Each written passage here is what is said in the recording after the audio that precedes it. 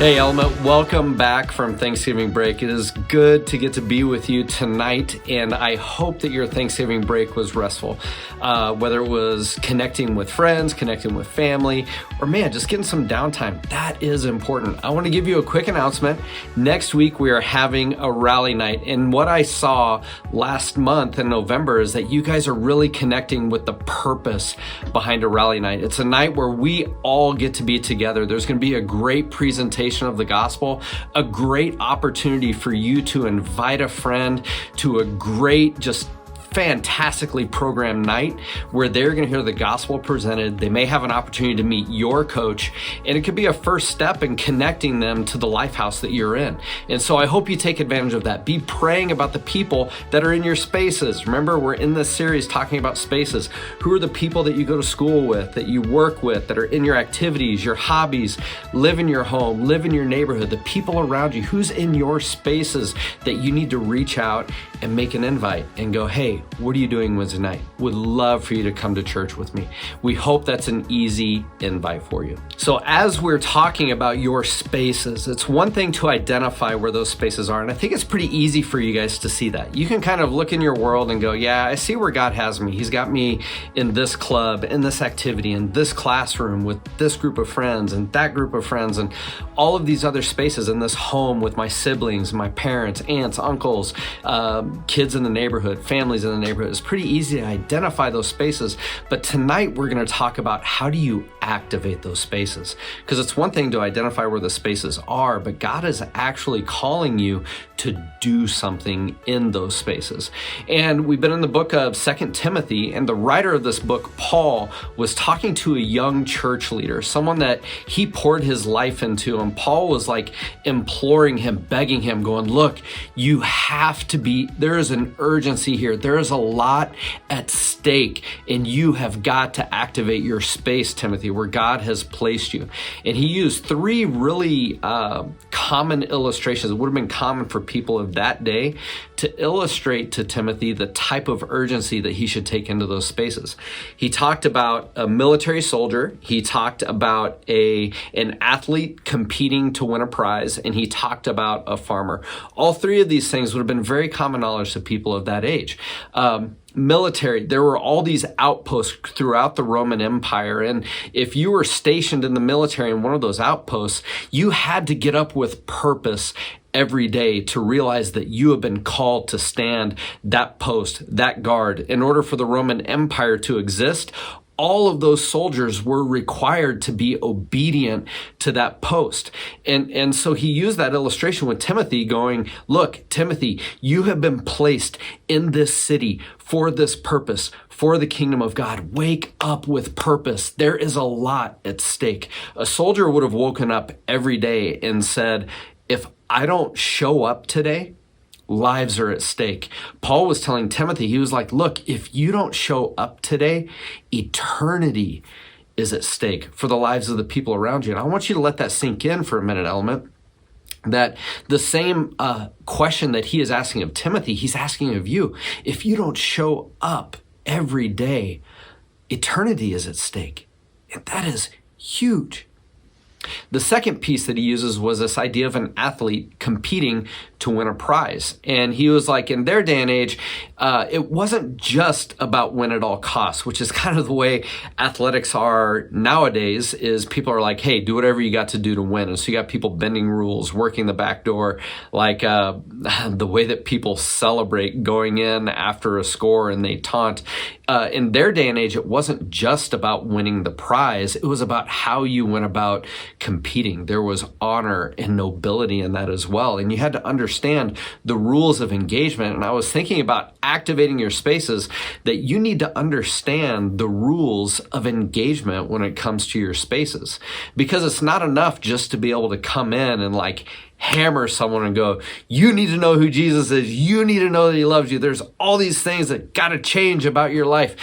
That is the complete wrong method to take when it comes to activating your spaces, because there are simple rules of engagement to your spaces when it comes to the people around you. And we've tried to incorporate these at Element to go, we know that you want to be known, valued, and loved, and that is what is going to give the gospel access to your world, is if you're feeling known, valued, and loved. If you don't feel known, valued, and loved, it doesn't matter what information I may or may not have for you. And so when you take that into your spaces, how do you look at the people that you are called to minister to in your spaces? 1 Corinthians 13 is very commonly used in weddings. It uses this illustration that it's like, hey, if I know everything in the world, but I don't know how to love people, I'm a resounding gong. If I can fathom all the complexities of eternity and I have all the knowledge that a person could possess, but I don't know how to love, I am nothing. And then it goes into the love is patient, love is kind, it does not envy, it does not boast, it keeps no record of wrong. It goes through all this truth so that you would know the rules of engagement of how to be present with the people in those spaces. So you have to know the rules of engagement. It's simply the people want to be known, valued, and loved. And to know how to love someone, you can open 1 Corinthians 13, read that passage, and it lays it out plain as day. The third illustration was the illustration of a farmer. Agriculture for us today, we go to the grocery store and pick up our food, but that day and age, everybody knew about farming. Everybody knew about breaking the ground and planting seed and cultivating and irrigating and taking care of a crop so that there's a harvest that's coming. And the reason that Paul uses illustration with Timothy is saying, look, do you have the expectation of a farmer that he is going to do something wonderful in your world, that he is going to do something wonderful in your space? Because a farmer wakes up every day and tends to his field. In the spring, he breaks the ground open, plants a seed. Later in the spring, he trusts that rain is gonna water it.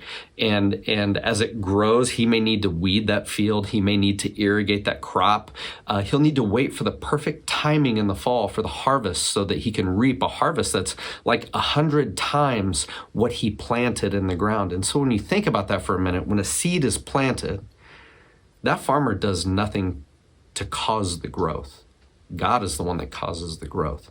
When he is cultivating and irrigating and that plant is growing and spreading leaves out, the farmer isn't the one causing that growth in the plant, but the farmer has the expectation that all those things are going to happen, which is why he gets up every day. He waits with an eager anticipation because he is hopeful that the seed that has been planted, God is going to make grow and there'll be a harvest in the fall. So what does that mean for you?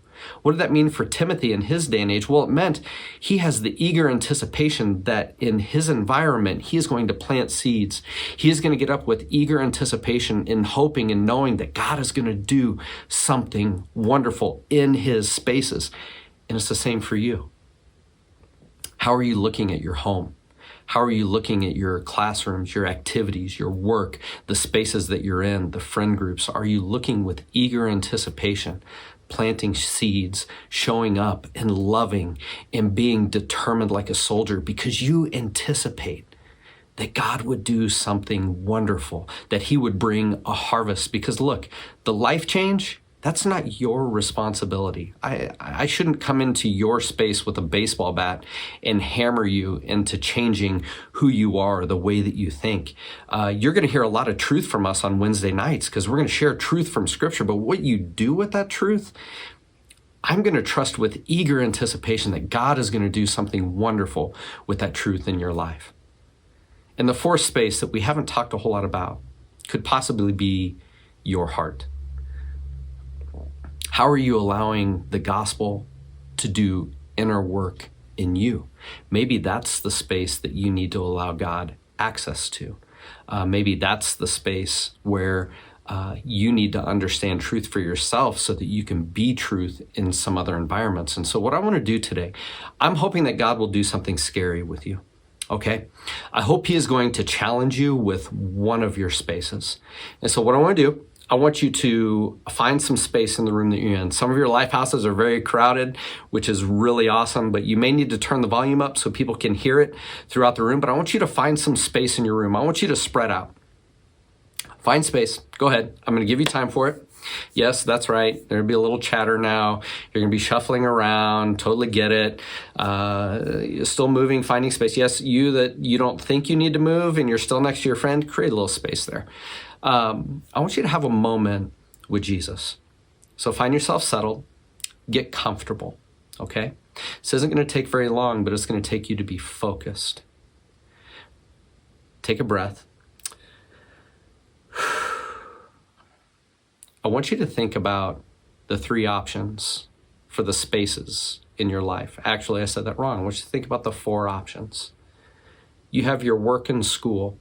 For you, it may primarily be school. You have your home or your neighborhood. You have your hobbies and your activities. Or you have your heart. I want you to close your eyes and I want you to consider those 4 spaces.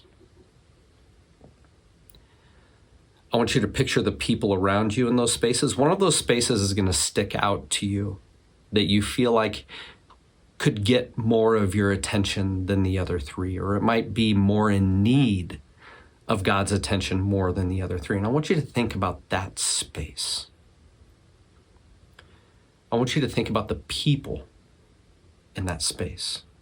I want you to think about their names. I want you to see their faces. I want you to consider their stories, why they are where they are.